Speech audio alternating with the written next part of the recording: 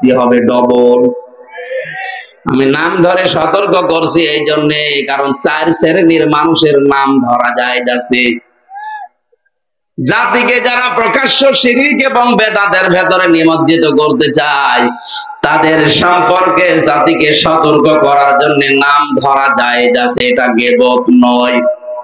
তার 1 নম্বরে আমার তাহেরি ভাই এই যে জিকির গুলো বানিয়েছে, বলেন তো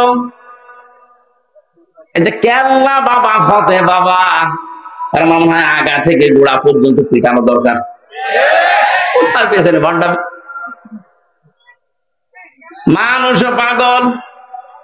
আরে ভাই, কমন সেন্সের কমন বাদ দিলে সেন্স থাকলেও তো কেল্লা বাবার জিকির করা আপনার ঠিক না। কিসের কেল্লা, কিসের ফতে? আপনার জিকির হবে শুধুমাত্র কার নামে? আরো জোরে বলেন, ওয়ালিল্লাহিল আসমাউল হুসনা ফাদউহু বিহা। আল্লাহ পাক বলেন, আমি আল্লাহর বহু সুন্দর সুন্দর নাম আছে, যে নামে পারো ডাকো। ওয়াদারুল্লাযীনা ইউলহিদুনা ফি আসমাই। কিন্তু আমি আল্লাহর নামকে যারা ইলহাদ করে, যারা পরিবর্ধন করে দেয়, যারা উলট পালট করে দেয়, কম বেশি করে ডাকে, তাদের সামনে তোমরা ডাকবা না। বাদাম ভাই এদিকে, এটা তো মানে 2টা তারিখ কাটা, ঠিক আছে, ও যা করে করুন। রাজি সাহেব আসেন, কোরআনের কথা যত অ্যাক্টিভ ভাবে শুনবেন, অবশ্যই আপনাকে আল্লাহ এখান থেকে একটা না একটা কিছু দেবেই। আজকে থেকে শুধু শুনতে আসলাম তা না, সিদ্ধান্ত নিয়ে যাওয়া লাগবে। আল্লাহর সাথে যারা অন্য কাউকে ডাকে, সে না বুঝে ডেকে জাহান্নামে যেতে পারে, আমি না। কথা বলে না কেন? সারা বাংলাদেশ এটা ছড়াবে কালকে। সবাইকে আহ্বান জানাচ্ছি, তাহেরি হোক আর তাহেরির বাবা হোক, যদি আল্লাহর সাথে অন্য কাউকে ডেকে জিকির করে, তার সাথে ডাকা যাবে না। যদি ডাক দেন, আপনার শাস্তি হবে দ্বিগুণ। এটা আমি বানালাম। সূরা ফুরকান 19 নম্বর পারার 5 নম্বর পৃষ্ঠার 1ম নাম্বার লাইনের 1ম নাম্বার আয়াতের 1ম অংশে আছে। যত তাফসীর পাওয়া যায় বাংলাদেশে দেখবেন এই বাংলায় লেখা আছে এটাই।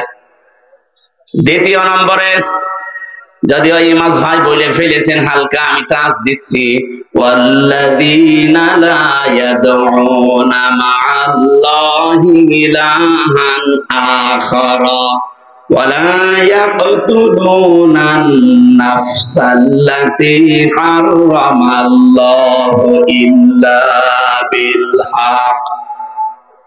আদালত কর্তৃক, বিচারালয় কর্তৃক যদি সিদ্ধান্ত ফাইনাল না হয়, আন্দাজে কাউকে মারা যাবে না।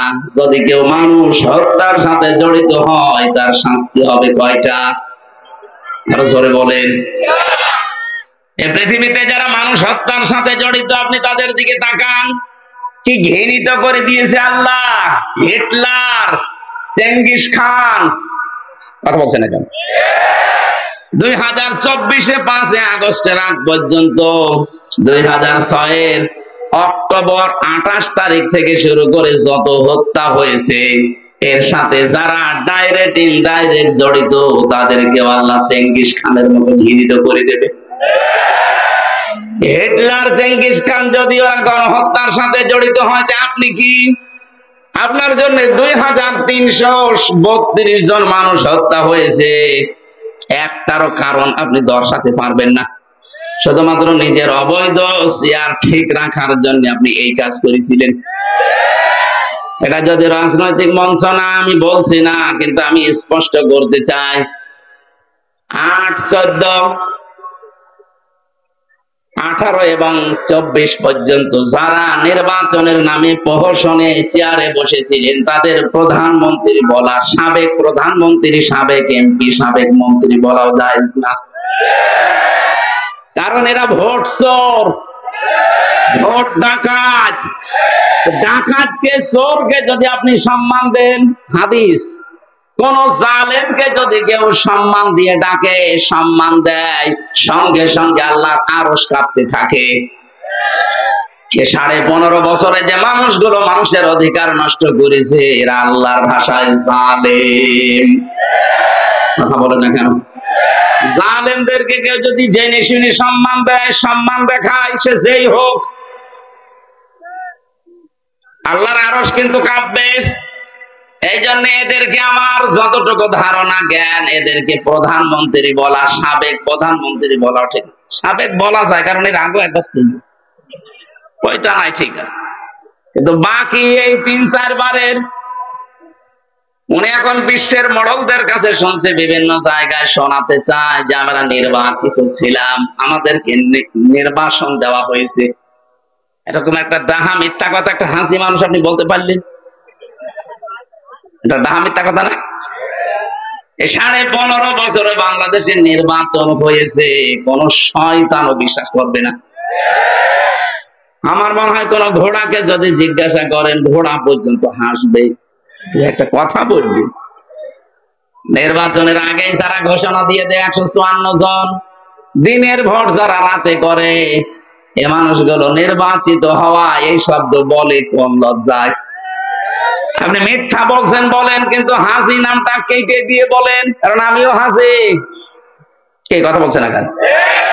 এটা আমার গায়ে লাগে। মানুষ আপনাকে তো 5ই বলবে, তখন গায়ে লাগবে আপনার। আমিও তো হজ করেছি, টাকা খরচ করি, এমন কাজ করেন না আমার হাসি আপা, যেন আমার আবার বদনাম হয়।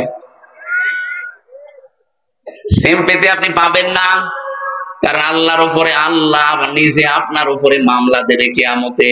ইন্নামাস সাবিলু আলাল্লাযিনা ইয়াযলিমুনান নাস। আল্লাহ পাক বলেন, অবশ্যই আমি নিজে মামলা দায়ের করব যারা মানুষ হয়ে মানুষের উপরে জুলুম করে। এই 15.5 বছরে যে জুলুম হয়েছে তার নিজের প্রমাণ তো আমি নিজেই। কথা বলেন না কেন? আমার উপরে যে 3টা বছর জুলুম হয়েছে এটার প্রমাণ আমি নিজে, মানুষেরটা বলার দরকার নেই। আর আমার চোখে আমি যা দেখেছি ওই মাটির নিচে, এটা তো আরো বড় প্রমাণ। আপনার দেশে যদি কিছুই না করে থাকেন, শুধু আয়না ঘরের সাথে যারা জড়িত তারা আল্লাহর মামলার আসামি। মানবতার কত লঙ্ঘন হয়েছে আপনি জানেন? সাদা চামড়ার মানুষগুলো মানবতার কথা শুনলে অনেক চুপসে যায়, যে মানবতা লঙ্ঘন হয়। 15.5 বছরে কি মানবতা লঙ্ঘন হয়েছে আমি নিজের চোখে দেখে এসেছি। এত বড় বড় নখ হয়ে গেছে এক একজনের, চুল দাড়ি গপ, মনে হচ্ছে জঙ্গল থেকে একটা লোক বেরিয়ে আসতেছে। রাতের বেলা যখন নিয়েছে তো মাঝে মাঝে কান্নার আওয়াজ পেতাম ওই মাটির নিচে আয়না ঘরে। আমি তো মাত্র কয়েকদিন 10 দিন মতো শুনেছিলাম নাকি এখানে, এবং ওই পুরাতন আয়না ঘর যেটা কেউ 8 বছর 10 বছর 14 বছর পড়ে আছে, দুনিয়ার কেউ জানে না। যে সময় কান্নার আওয়াজ পেয়েছিলাম, মাঝে মাঝে যাওয়ার সময় জিজ্ঞাসা করতাম, ভাই কি পরিচয়, কি নাম কি? আস্তে করে আওয়াজ আসতো। চোখ যখন একটু খুলে দিত দেখতাম এখানে লিখাই যে এত বড় বড় নখ, নখগুলো দিয়ে দেওয়ালের সাথে খসিয়ে খসিয়ে মোবাইল নাম্বারটা লিখেছে, আর নিচে ভাঙা ভাঙা অক্ষরে লিখেছে, ভাই যদি বাইরে কেউ যেতে পারে নাম্বারটা জানাবেন যে আমি বেশি আছি। আপনি বলছেন, এখন বলেন আমি কি করেছি? কি করেছি মানে আপনি কি করেছেন দুনিয়ার মানুষ জানে না, তাই যারা জানে তারা যদি এখন সবাই আমার মতো মুখ খুলতে আরম্ভ করে, কুকুরকে মানুষ আর কি ঘৃণা করে, তার চাইতে বেশি ঘৃণা করবে আপনাকে। মুফতি ফখরুল ভাই আমাকে বলছিল যে হামজা আপনার সাথে কি করে আমি জানি না, তবে আমার এই পায়ের ভেতর দিয়ে হাত দিয়েছিল। এই দেখেন এইভাবে, এবার পায়ের ভেতর দিয়ে হাত দিয়ে সামনে যে লোহার ব্যারিকেড দেওয়া, ওর সাথে হাত হ্যান্ডকাপ দিয়ে টান দিয়ে দিয়েছে। টান লাগলে হাত কেটে যায়। তারা প্রায় 5 মিনিট 10 মিনিট পরে খুলে দিলে তো হয়। বছরের পর বছর মাত্র 1.5-2 মিনিট সময় দিল টয়লেট করার জন্য। পচা ছোলা কয়েকটা দিয়ে যেত সকালে, তাও 1 মুঠ মতো। দুপুর বেলায় 1 মুঠ খাবার দিয়েছে, তাও মনে আছে 4-5টা তরকারি দিয়ে কেউ মাখিয়ে দিয়েছে। পারলে খান, না পারলে রোজা রাখেন। 5 দিন 10 দিনই তো মানুষ অস্থির হয়ে যাওয়ার কথা, কারণ এদিকে 3.5 হাত, এদিকে 1.5 হাত, এতটুকু জায়গা। আর একটা মানুষ সেখানে পড়ে আছে 14 বছর। অবশ্য সুবহানাল্লাহ, ওর মাথা তার মানে পুরাই কেটে গেছে। পাগল ওইটা, ওইটা ঠিক আছে। কি ভয়ঙ্কর অবস্থা বলেন তো! বর্ণনা শুনি আমার এখন নিজেরই ভয় করে, অথচ আমি কাটিয়ে আসলাম 3টা বছর। শরীরে এখন বিভিন্ন রকমের রোগ আজ বাসা বেঁধেছে, এমনি না। এখনো পর্যন্ত আমি স্বাভাবিক না, স্বাভাবিক হতে আমার সময় দেওয়া লাগবে। আল্লাহ রাব্বুল আলামিন বলেন, জালেম যারা আমি এত রেগে থাকি তাদের প্রতি, নিজে কিয়ামতে তাদের বিরুদ্ধে আমি মামলা দায়ের করব, বিচারক আমি নিজে, মামলার বাদীও আমি নিজে। আপনার কি মনে হয় বলেন তো? আমাদের বিরুদ্ধে যদি সলিমদ্দি গলিমদ্দি কেউ মামলা দিত, আমার 3 দিনের বেশি রাখতে পারতো না, কারণ আমি যে জায়গায় ছিলাম, বাংলাদেশের শ্রেষ্ঠ ধনী যারা, তাদের ভেতরে একজন আকিজ গ্রুপ, নাম শোনেননি? আমি তাদের খতিব ছিলাম। কয় টাকা লাগবে আপনার? কিন্তু আমার এমন মানুষ মামলা দিয়েছে যিনি দেশ চালাচ্ছে, এজন্য টাকা দিয়ে দোকানে কাজ না। মামলাটা কতবার সিএমএম কোর্ট, জজ কোর্ট, হাইকোর্টে তুলেছে, বলে না হবে না, লাল দাগ মারা আছে। অথচ কয়েকদিন আগে ওই মামলাটা তুলেছিলাম, পুরাটা খারিজ করে দিয়েছে।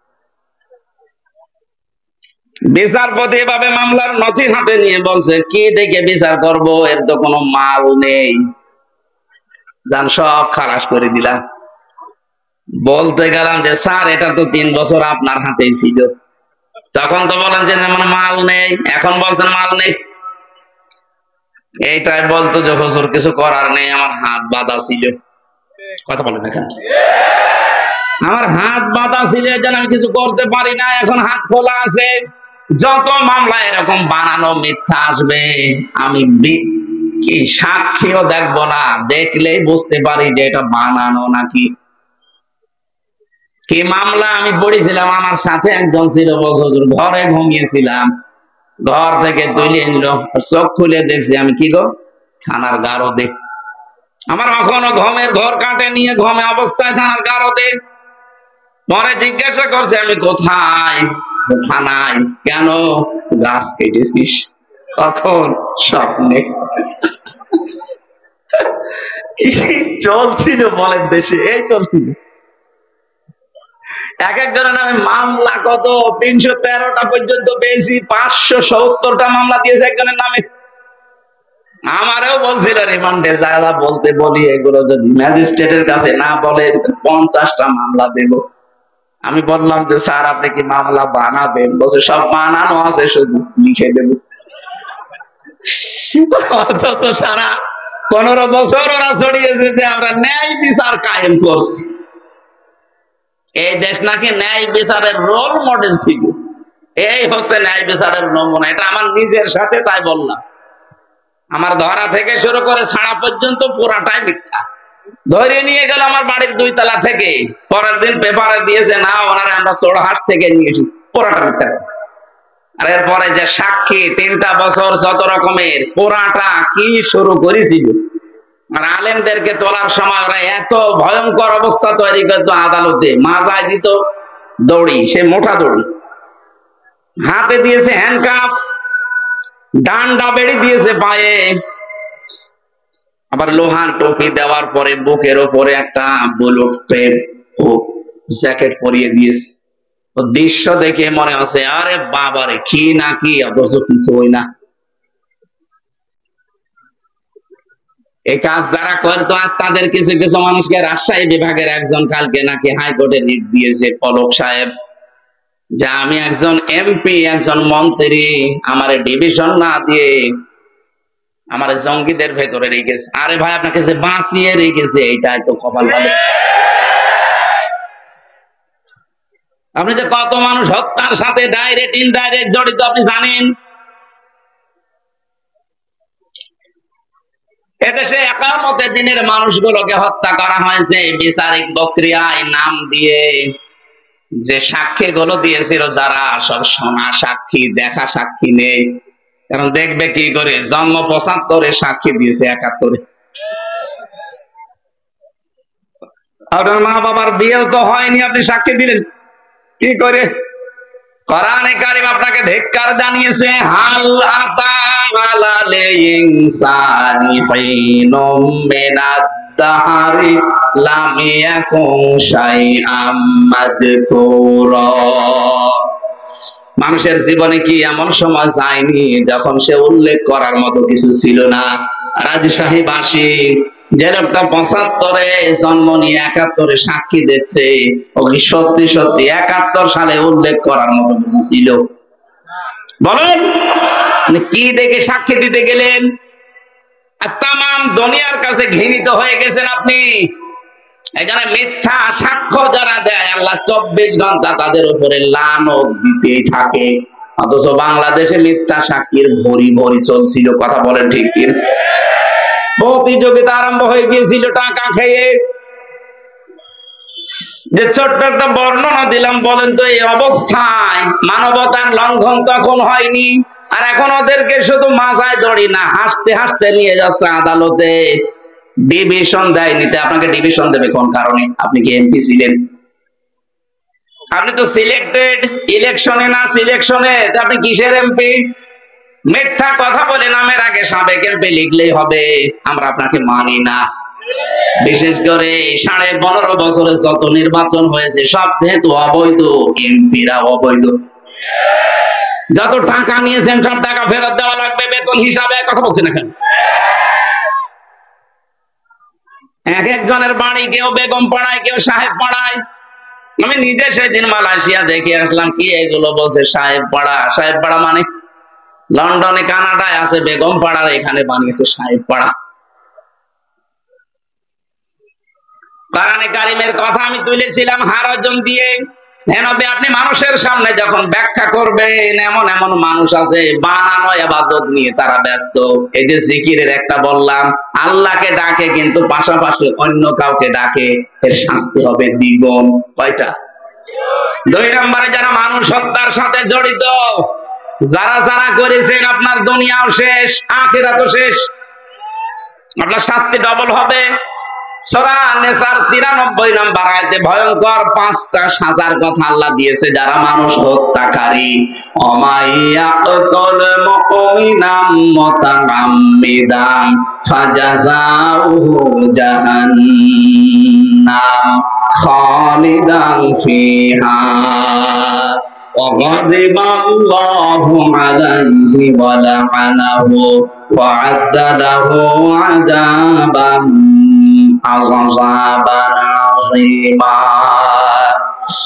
যারা কোন মানুষকে, মুমিনকে ইচ্ছাকৃত হত্যা করে, তাদের ১ নাম্বার শাস্তি আল্লাহ দেবে পুরস্কার হিসাবে জাহান্নাম। কোথায়? আরো জোরে বলেন। সুতরাং ১৬২৮টা মানুষ ছিল বাংলার চেয়ারে। কয়টা? আরো জোরে বলেন। ১৬২৮টা চেয়ার ছিল। যারা ২ বোন পালিয়েছে ওনাদের ২টা সহ, সেই ১৬২৮টা চেয়ারে যারাই ছিল, আল্লাহর কসম প্রতিটি মানুষ এদেশে আল্লাহর মামলার আসামি। এরা মানুষ হত্যার সাথে জড়িত, ডাইরেক্ট ইনডাইরেক্ট। বাংলাদেশে কেউ যদি মুরগি চুরি করে ধরা পড়ে, তার দেখলে মানুষ যেমন ঘৃণা করে, আমার মনে হয় দরবেশও যে বড় চোর, ওরে দেখলে এত ঘৃণা করছে না। অথচ সারা দুনিয়ার মুরগি চোর কয় টাকা চুরি করতে পারে? ও দরবেশ 7টা ব্যাংক থেকে ৩৬,০০০ কোটি টাকা আপনি এক জীবনে গণনা করেও শেষ করতে পারবেন না। তার একটা দরবেশ মানুষ দাঁড়িয়ে থেকেছে। আমি তো মাঝে মাঝে খেয়াল করে দেখতাম, আল্লাহ কি সামিল থেকে বানানো রাখি। এর মাথা থেকে শুরু করে পায়ের চটি পর্যন্ত সব সাদা, বাকি যেগুলো দেখা যায় না ওগুলো সাদা। কথা বলে দেখেন কি অবস্থা ছিল তার। সাদা মনের মানুষ, অথচ ৩৬,০০০ কোটি টাকা মারেন কাটিকদার নামে। মুরগি চোরের যদি এদেশে ঘৃণা করে মানুষ, এরে তো আমার মনে হয় 36 বার ঘৃণা করা দরকার। দরবেশের যদি অবস্থা হয়, তাহলে ধরবেশ যেগুলো দরবেশের বেশ ধরেছিল, ওদের অবস্থা কি? মাঝে মাঝে 5 বছর পরে ভেষ ধরতো, হাতে একটা তসবিহ নিয়ে মাথায় পট্টি দিয়ে, চোখ দিয়ে আমি কোনোদিন ওনার পানি বের হতে দেখিনি, যত পানি বেরিয়েছে নাক দিয়ে। দেখবেন, আমি ওনার জীবনে যত ছবি দেখেছি চোখের পানি পাইনি, ভিডিও দেখলে দেখতাম কাঁদতেছে, রুমাল দিয়েও মোছে, কিন্তু নাকের পানি, চোখ দিয়ে পানি যাদের বের হয় না, শুধু নাকে পানি আসে। এটা সিস্টেম আছে একটা, গোপন বিষয় বলে দিলে আপনি আবার কালকে থেকে শুরু করবেন, দরকার নেই। শয়তান যেদিন জান্নাতের মেন গেটে যায়, এটা সূরা আরাফের ভেতরে আছে, 8 নাম্বার পারা, 11 নাম্বার পৃষ্ঠার 13 নাম্বার লাইনে আজটা আছে। শয়তান ওই দিন হযরতে হাওয়া আলাইহিস সালামের সামনে কসম দিয়েছিল, আল্লাহ নিজেও এটা উল্লেখ করেছেন, ওয়াকাসামাহুমা ইন্নী লাকুমা লামিনান নাসিহিন। শয়তান কসম দিয়ে বলেছে, আমি আল্লাহর কসম করে বলছি, অবশ্যই আমি তোমাদের দুইজনের হিতাকাঙ্ক্ষী। তাফসীরে কাবীরের ভেতরে মুফাসসির লিখেছেন, শয়তানি আল্লাহর নামে কসম দেওয়ার সঙ্গে সঙ্গে ও পানি বের করেছিল, তো নাক দিয়ে, চোখ দিয়ে না। তো আগেই কেটে ফেলেছিল চোখে, কিন্তু পানি নেই, নাকে পানি, এখন নাক যে কেমন ছিল ওইটা ওখানে লেখা নেই। এটা তো নাক কেমন আমরা দেখতে পাই, এজন্য নাকের পানি দেখা যায়, চোখের পানি পাওয়া যায় না। এখান থেকে একটা মাসলা বের হয়, যারা কথা বলার আগে কেঁদে ফেলে, এটা শয়তান। আপনি জীবনে যত কথা আমি শুনেছি, কথা বলার আগেই দেখবেন কাঁদে, আমার কেউ নেই, কেউ নেই। তো কেউ নেই, আমরা করবো কি? আমার তো মনে হচ্ছে এখন যে মেজর ডালিমকে বাইরের দেশ থেকে নিয়ে এসে দেশের প্রধান উপদেষ্টা বানানো দরকার। তাহলে আর জীবনে কোনোদিন বলবে না যে আমি শর্ট করে চলে আসবো। উনি যদি আসে, চিন্তা করবে দরকার নেই, আর মরে যা দরকার, আর স্বামীর বাড়ি মরবো, কথা বলছে নাকি? একজন তো স্বামীর বাড়ি, তোমার নিজেরাই বলেছে যে স্বামী স্ত্রীর সম্পর্ক আমাদের। তাহলে আপনি যদি স্ত্রী হয়ে থাকেন, আপনার বোন গেছে দোলা ভাইয়ের বাড়ি, আপনি গেছেন স্বামীর বাড়ি। বাংলাদেশের বহু মানুষ আমরা বিদেশে পাঠাই, এরা যোদ্ধা, কি রেমিটেন্স যোদ্ধা, কি যোদ্ধা? উপদেষ্টা যারা আছে, ডক্টর ইউনূস সাহেব, এরা সবচাইতে বেশি সম্মান আজ তাদেরকে দিচ্ছে, কারণ তাদের টাকায় দেশ চলছে। অথচ 3 মাস 4 দিন হয়ে গেল, একটা টাকাও 2 বোন পাঠাননি। কি করেন আপনারা? কেউ স্বামীর পকেট মারবেন, কেউ দোলাভাইয়ের পকেট মারবেন, অন্তত পকেট মারা টাকাগুলো তো পাঠাতে পারেন। আমরা এমনি ঋণে জর্জরিত। কথা বলার আগে কাঁদা যাবে না, এটা শয়তানের অভ্যাস।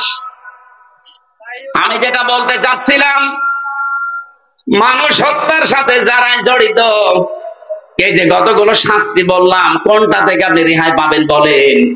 1 নম্বরে জাহান্নামে যাবেন, 2 নম্বরে খালিদান ফিহা, চিরদিন থাকবেন। কয়দিন?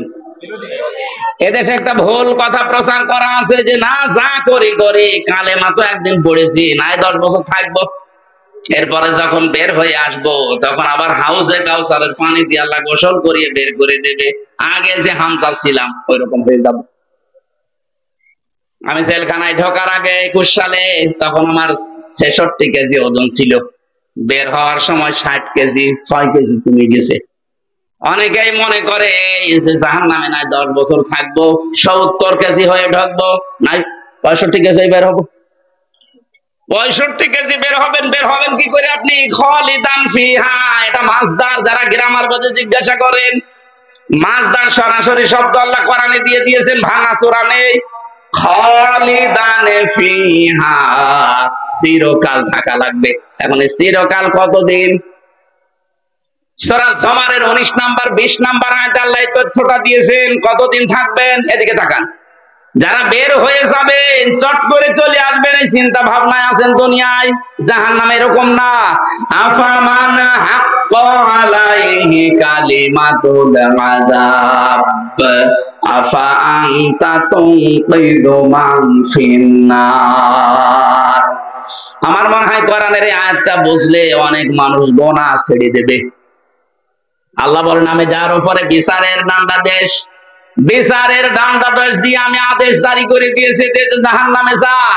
আফামান হাক্কা আলাইহি কালিমাতুল আযাব, যাকে আমি আল্লাহ আযাব নির্ধারিত করে পাঠিয়ে দিয়েছি জাহান্নামে। আফা আনতা দিয়েছেন প্রশ্নবোধক চিহ্ন, ইন্টারগেটিভ সেন্টেন্স। আল্লাহ পাক প্রশ্ন দিচ্ছেন, আফা আনতা, আনতা মানে হে নবী আপনি, তুনকিযু মান ফিন্নার, আপনি কি পারবেন জাহান্নাম থেকে ওই লোকটাকে বের করে নিয়ে আসতে? কে বলছেন? কাকে বলছেন? বলেন বলেন। আরে নবী যদি না পারে কাউকে বের করে নিয়ে আসতে, হামজা পারবে? আরো জোরে বলেন। কার ধান্দায় আছেন আপনি? এখনো তাওবা করার সময় আছে। তাওবা এখন করবেন কি করে? অনেকেই মনে করছে যা করেছি আস্তাগফিরুল্লাহ। না, এটার নাম তাওবার একটা বাক্য। আপনি যদি তাওবা করতে চান, অপরাধ করেছেন যার কাছে, স্বীকার করবেন তার কাছে। কথা বলেন না কেন? স্বীকার করতে গিয়ে সে যদি বলেন না আমি ক্ষতিপূরণ চাই, এই 15 বছরে আপনার কারণে আমি ব্যবসা করতে পারি নাই, আপনার কারণে আমি উপরের চেয়ারে উঠতে পারি নাই, এরকম অবস্থা ছিল না? আপনার কারণে আমার ছেলে গুম হয়ে গেছে, আপনার কারণে আমার আবু সাইদ মারা গেছে, আমি আপনাকে মাফ করতে পারি, আমার আবু সাইদকে ফেরত দেন। আমি আপনাকে মাফ করতে পারি, 15.5 বছরে আপনার কারণে আমার 50 লাখ টাকা লস হয়ে গেছে, আপনি বিনা কারণে মিথ্যা মামলা দিয়ে, মিথ্যা সাক্ষী দিয়ে 10 বছর নষ্ট করে দিয়েছেন। আমি ওইগুলো ফেরত চাই, ক্ষতিপূরণ হিসাবে যা চাবে তাই দেওয়া লাগবে। এরপরে আস্তাগফিরুল্লাহ। জেলখানায় থাকাকালীন এক ওসি পেয়েছিলাম, আমি তো ফাঁসির কন্টেম সেলে থাকতাম। উনি একদিন এসে আমারে বলছে, হুজুর আপনি দেখেন তো আমি একটা আস্তাগফিরুল্লাহ পড়লাম, কেমন হয়েছে? আমি মনে করছি আস্তাগফিরুল্লাহ রাব্বি মিন কুল্লি বলবে। ও আল্লাহ না, বলছে আমি বাইরে ছিলাম, এই যে ভোট গেল 24-এ, না এর আগে 18 এই ভোটে আমি বাইরে ছিলাম। রাত 12টার পর থেকে আমার যা আন্ডারে আছে, আমার এসআই কনস্টেবল দারোগা, এদেরকে নিয়ে আরো একটা বাহিনী সাথে নিয়েছিলাম, এদেরকে নিয়ে রাত 12:30 থেকে ভোট কারা আরম্ভ করেছি ফজরের আযান পর্যন্ত। বাক্স ভর্তি করে পাঠিয়ে দিলাম। গোসল করার পরে ওযু করলাম, 2 রাকাত নামাজ পড়লাম, এরপরে বললাম আস্তাগফিরুল্লাহ। হুজুর আমার এই তাওবা হয়েছে না। আপনি তো আল্লাহর কাছে অপরাধ করেন যে আস্তাগফিরুল্লাহ পড়বেন, আপনি অপরাধ করেছেন হামজার কাছে। বলেন, একটা এমপি বানাতে 3.5 লাখ থেকে 4 লাখ হামজা লাগে, আমাদের রায় লাগবে। আপনি একটা রায়ও দিতে দিলেন না, দিনের ভোট রাতে করে ফেললেন, এখন বলছেন আস্তাগফিরুল্লাহ। আপনি কি আল্লাহর কাছে দোষ করেছেন? আপনার মাফ হতে পারে জেল থেকে বের হওয়ার পর। 3.5 থেকে 4 লাখ হামজা ওই আসনে যারা ছিল, উনি ফেনীতে ছিল ওই সময়, এই 3.5 লাখ 4 লাখ হামজার কাছে মাফ চাবেন। ওরা যদি মন থেকে বলে ঠিক আছে যান ছেড়ে দিলাম, তারপরে পড়বেন আস্তাগফিরুল্লাহ। কিন্তু ভয়ঙ্কর বিষয়, আপনি এই 3.5 থেকে 4 লাখ হামজার এই 4-5 বছরে অনেকেই মারা গেছে, তাদের পাবেন কোথায়? সুতরাং জালেমকে যারা, অত্যাচারী মানুষদেরকে যারা চেয়ারে টিকিয়ে রাখতে গিয়ে নিজের জীবনটাও ধ্বংস করে দিলেন, কি করলেন আপনি বলেন তো? এখান থেকে শিক্ষা কি? আল্লাহ রাব্বুল আলামিন সূরা নমল 19 নাম্বার পারা 20 নাম্বার পৃষ্ঠা 7 নাম্বার লাইনের 52 নাম্বার আয়াতের মাঝের অংশে জানিয়েছে, খুব ভালো করে শুনবেন। ফাতিলকা বুয়ুতুহুম খাবিয়াতাম বিমা যালামু। আল্লাহ জানে এই হাত দিয়ে দেখাচ্ছে, ওই রাজশাহীর মানুষরা, ফাতিলকা বুয়ুতুহুম, এই সেই ঘরগুলো। যদিও আল্লাহ এটা হযরত লূত আলাইহিস সালামের জামানার কাহিনী আমাদেরকে স্মরণ করাচ্ছেন, কিন্তু বাংলাদেশের সাথে একটা মিল আছে। আল্লাহ বলেন এই সেই ঘরগুলো, খাবিয়াতাম বিমা যালামু, এই ঘরের বাসিন্দা যারা ছিল, মালিক যারা ছিল, তাদের জুলমের কারণে এই ঘরগুলো আমি আল্লাহ উজাড় গৃহ বানিয়ে দিয়েছিলাম, জনশূন্য বানিয়ে দিয়েছিলাম। দেখেন না কেমন পড়ে আছে। আমার তো মনে হচ্ছে ১৫০০ বছর পর ২০২৪ সালের ৫ই আগস্টের বিকাল ৫টা বাজতে বাজতে আর একবার নাজিল হয়েছে। আল্লাহ যেন সারা বাংলাদেশের মানুষকে দেখাচ্ছে, ফাতিলকা বুয়ুতুহুম বাইতুন না বুয়ুত, বহু বছর। একটু তাকাও না কেন জালেমদের ঘরের দিকে, কি জনশূন্য উজাড় গৃহ হয়ে পড়ে আছে ঘরগুলো। এর বাস্তব প্রমাণ দেখেছে আমার কুষ্টিয়ার হানিফের বাড়ি। বিকাল ৫টা বাজতে বাজতে একটা ইটও জনগণ রাখে নাই, টয়লেটের প্যান পর্যন্ত খুলে নিয়ে চলে গেছে।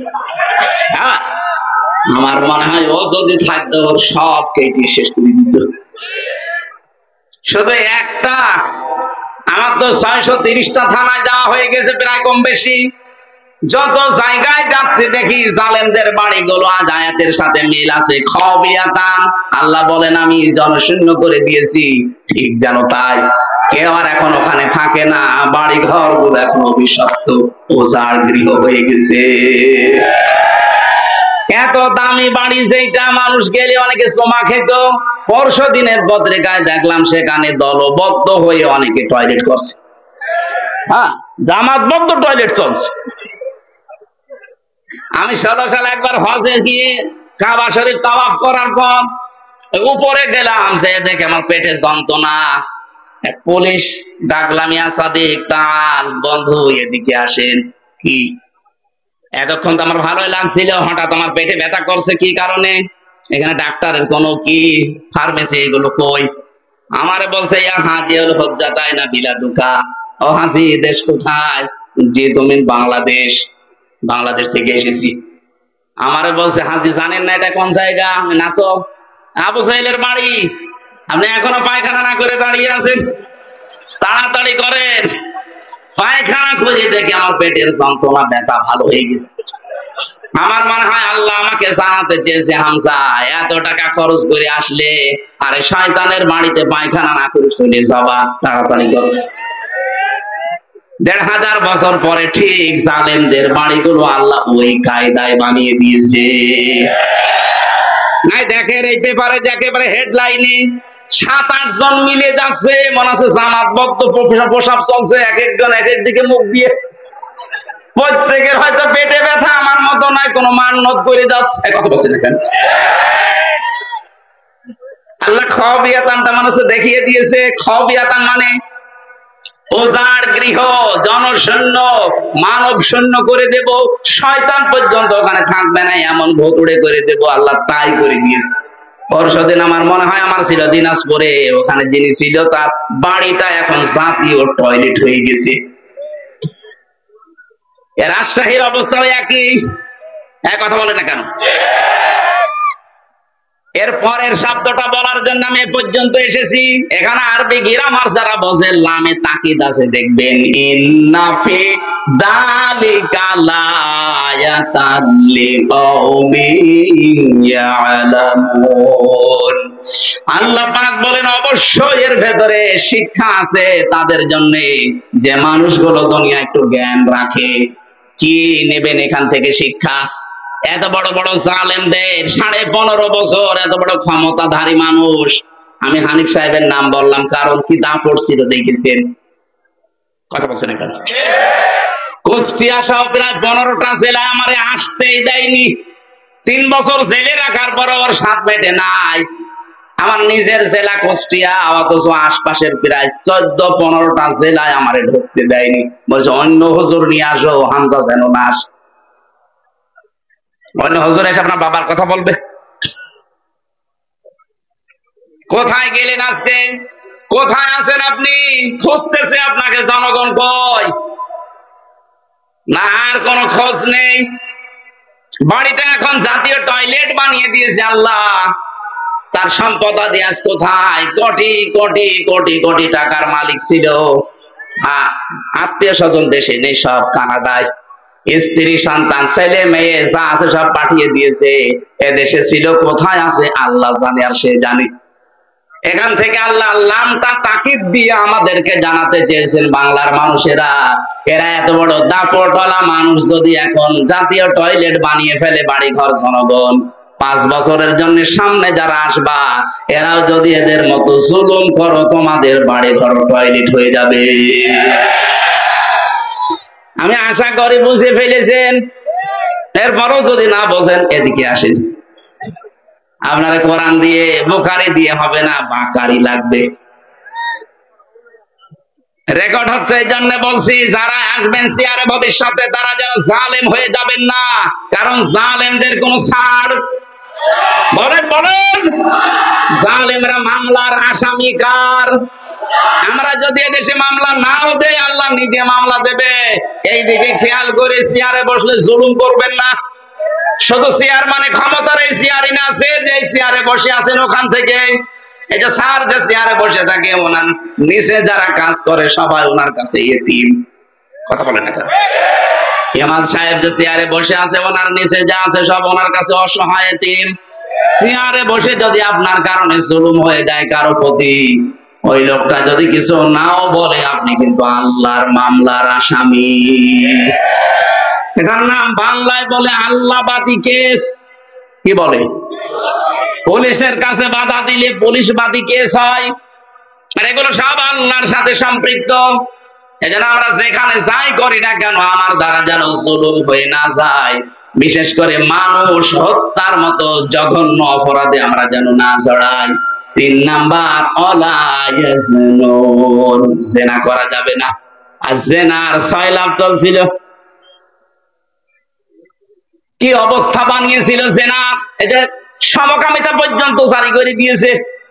কয়েকদিন আগে 4-5 দিনে খবর, কুষ্টিয়ার 2 মেয়ে তারা জোটবদ্ধ হয়েছে যে আমরা মেয়েতে মেয়েতে বিয়ে করব, যদি না দেন 2 জনে আমরা মরে যাব। কোথায় পৌঁছিয়েছে ওরা বলেন তো? অথচ এটা আল্লাহর পুরা সিস্টেমকে পাল্টিয়ে দিয়েছে। একজন নারী পুরুষের প্রতি, পুরুষ নারীর প্রতি আকর্ষণ আসবে, এটা স্বাভাবিক। মহিলা মহিলায় বিয়ে করবে, যে আমরা কি ঘাস কাটবো? জেনা থেকে বাঁচতে হলে 2টা ঔষধ খাওয়া লাগবে। ডাক্তার আছে এখানে, কতগুলো ডাক্তার ঔষধ নিয়ে বসে আছে। সূরা নূর 30 নাম্বার আয়াতের ঔষধ, ভালো করে শুনেন। কুল্লিল মুমিনিনা ইয়াগুদ্দু মিন আবসারিহিম ওয়া ইয়াহফাযু ফুরুজাহুম যালিকা আযকা লাহুম ইন্নাল্লাহা খাবীরুম বিমা ইয়াসনাউন। এই 2টা ঔষধ আমি সহ যারা এখানে এসেছি এখন থেকেই 2টা ঔষধ প্রয়োগ করব। কথা বলেন ঠিক কিনা? 1 নম্বরে, হে নবী মুমিন পুরুষদেরকে বলেন তারা যেন তাদের চক্ষুকে নিম্নগামী করে রাখে।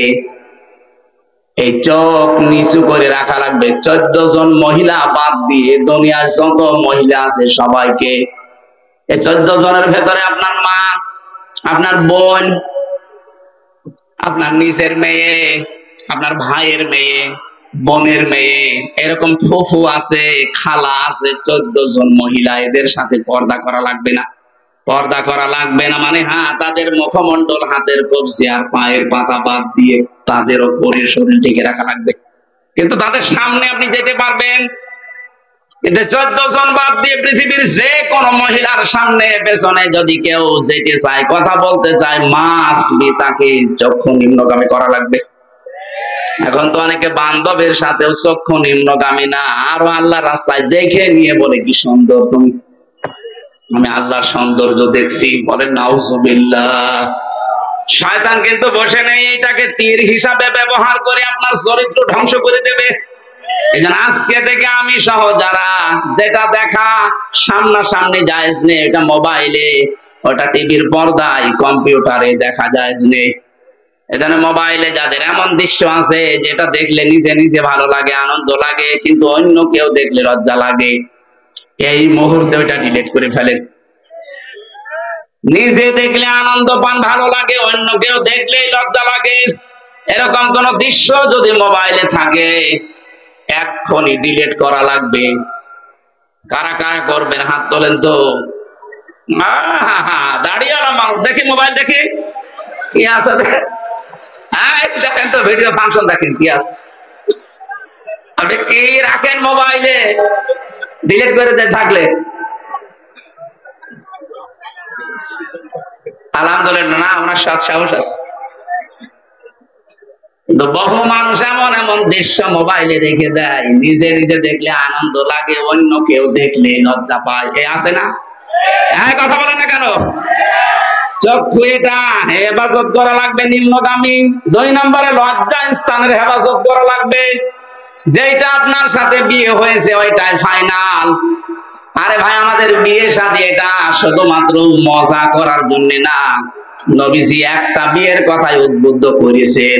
কোরআনে যে 2টা 3টা 4টার কথা আছে, হ্যাঁ, এর আগের আয়াত পরের আয়াত একটু মিলান না কেন? খালি বিয়ে করা ফরজ। একটা বিয়ে ঠিক আছে, পরের যদি কেউ বিয়ে করতে চায় 1 নাম্বার দেখতে হবে অসহায় মেয়ে কিনা, 2 নম্বরে বিধবা কিনা, 3 নম্বরে তালাক প্রাপ্তা কিনা। এরকম কারণগুলো দেখে আপনি বিয়ে করতে পারেন না। কারো সৌন্দর্যে মুগ্ধ হয়ে বিয়ে থাকতে আর এক বিয়ে করা উচিত না, কারণ আপনি শেষ পর্যন্ত ইনসাফ করতে পারবেন না। আমরা যেটা বানিয়ে নিয়েছি আমাদের নিজেদের মন মতো করে, এইটা নিয়ে রিমান্ডে আমারে 10 দিনের প্রায় 8 দিন পর্যন্ত উল্টাপাল্টা প্রশ্ন করেছিল ওই মুসলমান নামে ওই নামধারী কাফেররা। আজ আমরা যদি এই কাজগুলো না করতাম, রিমান্ডে আমারে 8 দিন একাদের এই প্রস্তাবটা করতে পারতো না।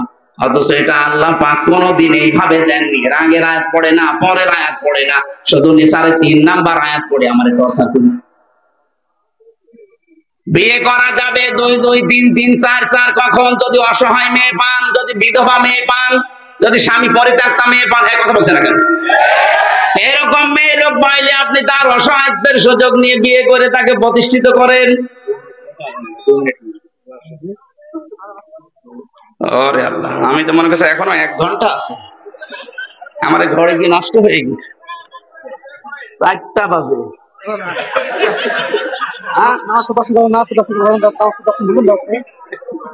আরে ঘড়ি, ঘড়ি বাদ দাও, এটা ঘড়ি হইলো তোর অসমের সাথে হয়ে গেছে। আপনারা এই মাহফিল তো মাদ্রাসা, তো যারা টাকা পয়সা এনেছেন দান করার জন্য দিয়েছেন, আরো যে গেটে যাদের আছে লোক ওখানে দিয়েছেন। ভাই, আপনার দায়িত্ব নিয়ে দিয়েছেন। আপনার টাকা যদি কোরআনের পেছনে না যায় কোথায় দেবেন? অবশ্যই দিয়ে যাবেন। আর মাগরিবের পরে আরো অনুষ্ঠান আছে, আমরা ওখানে কথা বলবো। আমার আজকে 112 নম্বর আয়াত ছিল সূরা নাহলের। একটা গ্রাম নিয়ে আল্লাহ ওয়াজটা করেছিলেন। আমরা দেখি মাগরিবের পরে কোনে আছে, ওখানে যে কথা বলবো। আল্লাহুম্মা আমিন।